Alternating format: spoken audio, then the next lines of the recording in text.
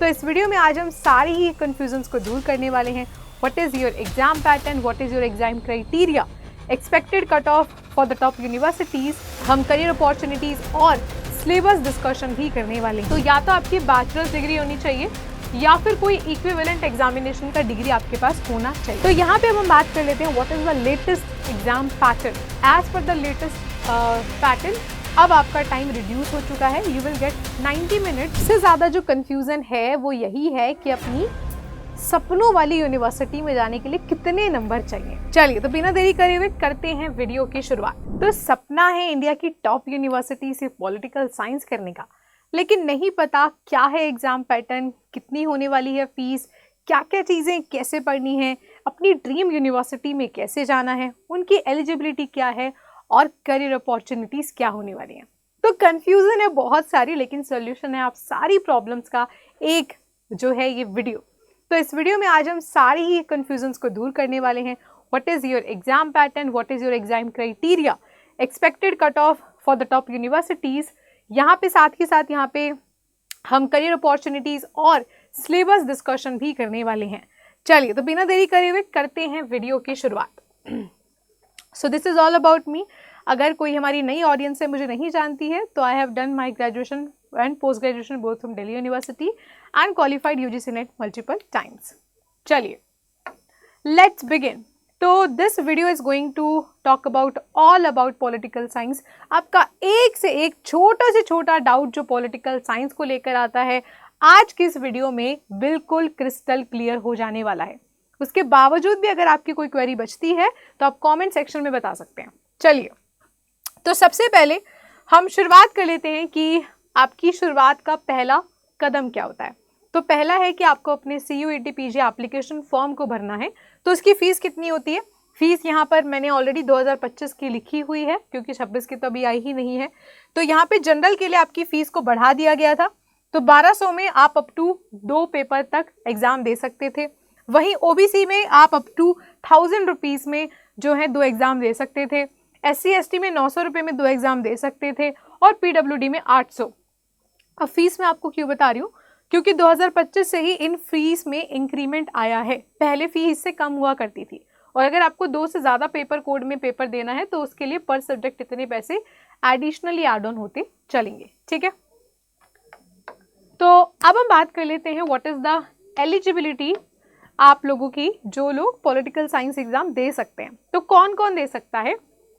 तो या तो आपकी बैचलर्स डिग्री होनी चाहिए या फिर कोई इक्विवेलेंट एग्जामिनेशन का डिग्री आपके पास होना चाहिए। साथ ही साथ as the eligibility criteria for the admission vary कर सकता है यूनिवर्सिटी टू यूनिवर्सिटी। जैसे JNU DU का थोड़ा सा अलग क्राइटेरिया है, BHU का थोड़ा अलग है।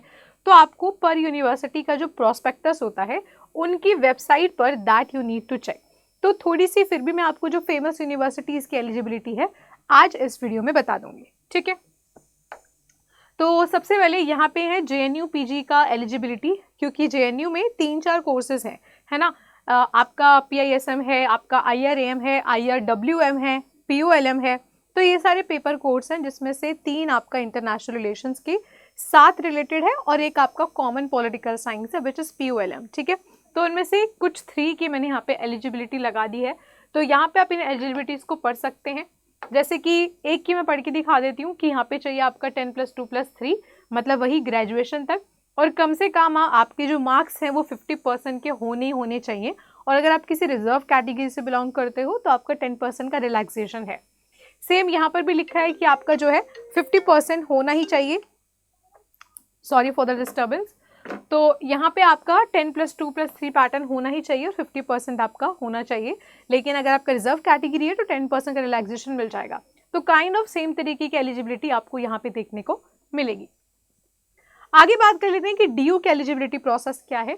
तो DU में आपके पास बैचलर डिग्री होनी चाहिए किसी भी रिकॉग्नाइज्ड यूनिवर्सिटी से। मास्टर्स डिग्री भी हो सकती है फ्रॉम रिकॉग्नाइज्ड यूनिवर्सिटी से अगर आपने ऑलरेडी किसी सब्जेक्ट में मास्टर्स किया हुआ है, या फिर BA political science from university of Delhi. अब यहाँ पे ये स्पेसिफिकली लिखा हुआ है कि अगर आपके पास BA ऑनर्स है political science from Delhi university तो you will get advantage. Advantage क्यों? बिकॉज दिल्ली यूनिवर्सिटी में C1 C2 कैटेगरी की C1 C2 कैटेगरी के नाम से अलग अलग कट ऑफ आती है।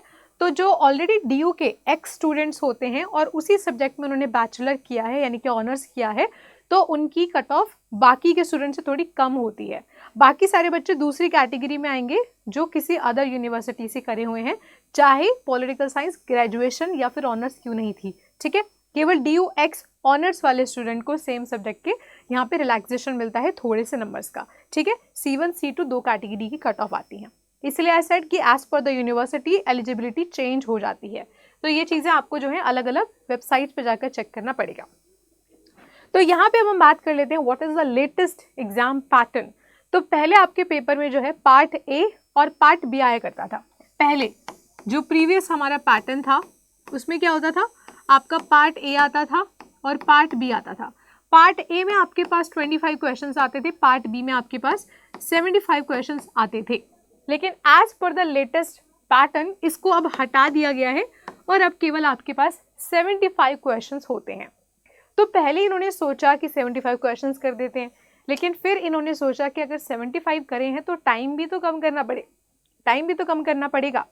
तो as per the latest pattern अब आपका टाइम रिड्यूस हो चुका है। You will get 90 minutes to attempt दो 75 मल्टीपल चॉइस क्वेश्चन।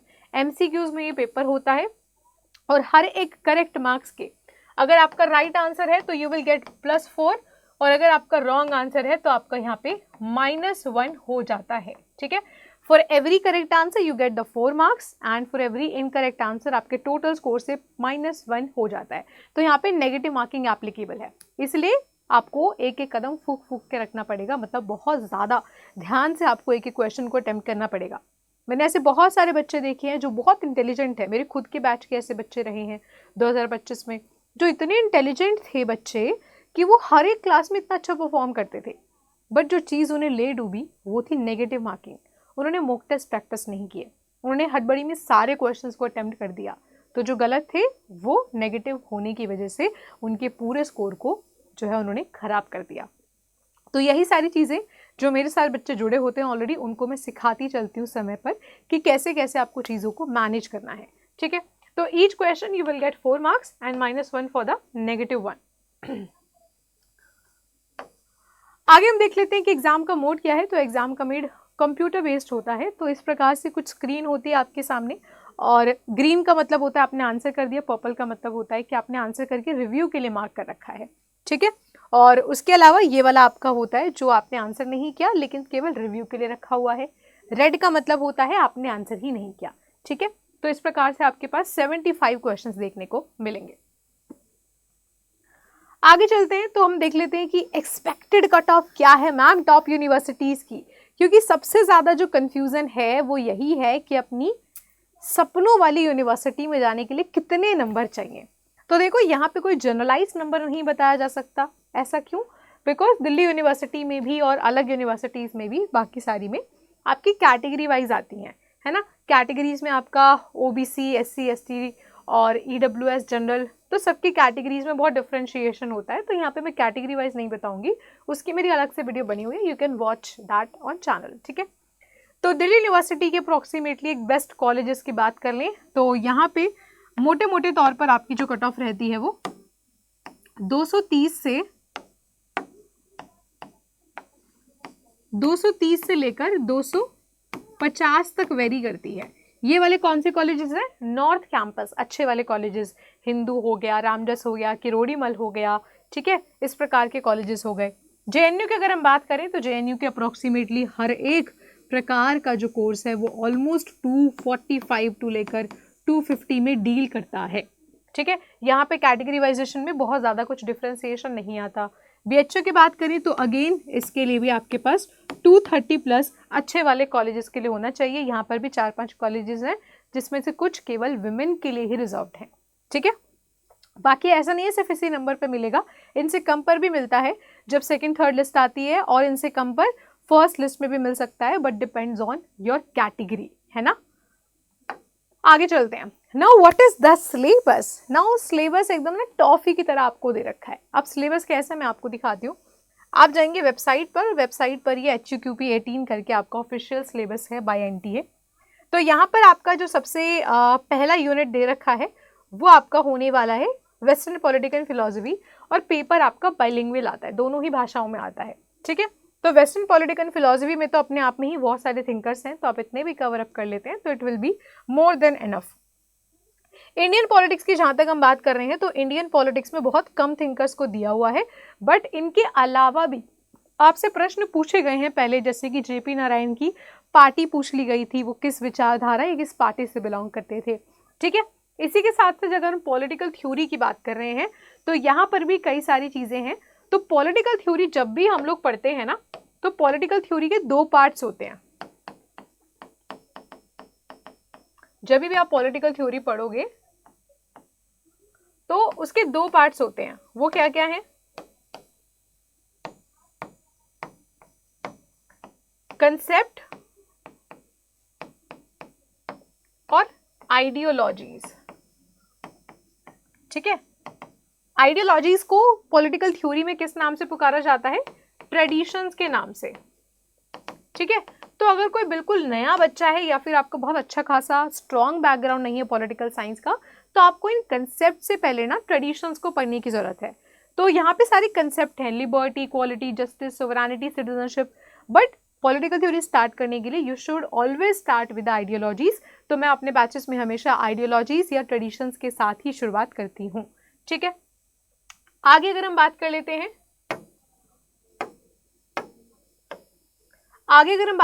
हैं, आगे हमारी यूनिट होने वाली है आप लोगों की इंटरनेशनल रिलेशंस। अगेन यहाँ पर भी बहुत ही छोटा सा सिलेबस दे रखा है, लेकिन इंटरनेशनल रिलेशन से बहुत सारे क्वेश्चंस आते हैं। तो रियलिज्म, लिबरलिज्म के अलावा मैं अपने स्टूडेंट्स को और भी कई प्रकार की आइडियोलॉजीज पढ़ाती हूँ, like constructivism, post modernism, idealism, ये सब कुछ मैं पढ़ाती हूँ। इसके अलावा इन सारे ऑर्गेनाइजेशंस के अलावा मैं बहुत सारे ऑर्गेनाइजेशंस करवाती हूँ, सारे टेबल्स बना के आपको देती हूँ कि कौन कौन सी चीज़ें हैं, किसका हेडक्वार्टर कहाँ है, कौन कब इस्टेब्लिश हुआ है, किसका कौन करंट हेड है, सारी चीज़ें, ठीक है। उसी के साथ साथ इंडियन गवर्नमेंट एंड पॉलिटिक्स में अपने आप पे बहुत सारे टॉपिक हैं, तो it will be more than enough. अगर कंपैरेटिव्स की बात कर रहे हैं तो कंपैरेटिव से बहुत ही इंपॉर्टेंट ये टॉपिक्स हैं, क्योंकि थोड़े बहुत जो हैं वो काफ़ी tough to understand, difficult to understand बच्चों को लगते हैं। तो आई मेक श्योर कि मैं बहुत आसान भाषा में आपको समझाऊं, बिल्कुल जीरो से समझाना शुरू करती हूँ। जिसको नहीं भी आता, कभी पढ़ा ही नहीं है, उसको भी समझ में आएगा, ठीक है। नेक्स्ट हमारे पास है पब्लिक पॉलिसी और global issues. So this was the main official syllabus जो कि एनटीए की वेबसाइट पर गिवन है, और कई सालों से इसमें कोई बदलाव नहीं आया है। तो हम ऐसा मान के चल सकते हैं कि 26 में भी कोई बदलाव नहीं आएगा, ठीक है। आएगा तो मैं आपको बता दूंगी। तो लास्ट हम बात कर लेते हैं, what are the career opportunities when you are doing political science, क्योंकि आप अपने जीवन के 2 साल उसको देने जा रहे हो। तो ऐसी क्या अपॉर्चुनिटीज़ हैं जो आपके सामने ओपन होती हैं बाय डूइंग द मास्टर्स। तो सबसे पहले तो आप सिविल सर्विसेज में जा सकते हो, यूपीएससी में। एज यू नो, बहुत सारे स्टूडेंट्स मेजॉरिटी में यूपीएससी वाले ही होते हैं वहाँ पर। टीचिंग या अकेडमिक्स में जा सकते हो, लाइक मी। और मेरे अलावा भी आप जो है कंटेंट राइटिंग में जा सकते हो, बुक राइटिंग में राइटर बन सकते हो, रिसर्च में जा सकते हो, बहुत सारे आपके पास ऑप्शन है। पॉलिटिकल एनालिस्ट या पॉलिसी एक्सपर्ट बन सकते हो। तो होता क्या है कि जो बड़ी बड़ी पॉलिटिकल पार्टीज़ होती हैं, या फिर आपकी यूनिवर्सिटी में भी जो भी पॉलिटिकल कैंपेन्स वगैरह हैं, वो लोग अपने लिए अलग से पॉलिटिकल एनालिस्ट या पॉलिसी एक्सपर्ट्स को हायर करते हैं, जो उनको अच्छे से गाइड कर सकते हैं, ठीक है। उसके बाद मीडिया जर्नलिज्म, क्योंकि आपको पता है कि मीडिया हर प्रकार के जो है चीज़ों में डील करती है, तो वहाँ पे जो पॉलिटिकल वाला एस्पेक्ट है आप उसमें जो है ज्वाइन कर सकते हैं। इंटरनेशनल रिलेशंस और डिप्लोमेसी, लाइक आपको पता ही है हमारे जितने भी फॉरेन सर्विसेज हैं आप उनमें जा सकते हो, उनसे रिलेटेड बहुत सारे इंस्टीट्यूशंस होते हैं, उनमें काम कर सकते हो। पब्लिक पॉलिसी और गवर्नेंस में जा सकते हो, जैसे कि नीति आयोग है which is a think tank of India, या फिर इलेक्टोरल पॉलिटिक्स में अलग अलग पार्टीज़ जो है कुछ कंसल्टेंट्स को रखती है कि आपको क्या लगता है किस कदम पर हमारा क्या जो है एक्शन होना चाहिए, कैसे वोटर्स को रिझाना है, उनकी क्या डिमांड्स है, डिमांड्स को कैसे फुलफिल करना है, कैंपेन्स को कैसे चलाना है। तो ये सब चीज़ों के लिए वो अपनी पॉलिटिकल कंसल्टेंट को रखते हैं, ठीक है।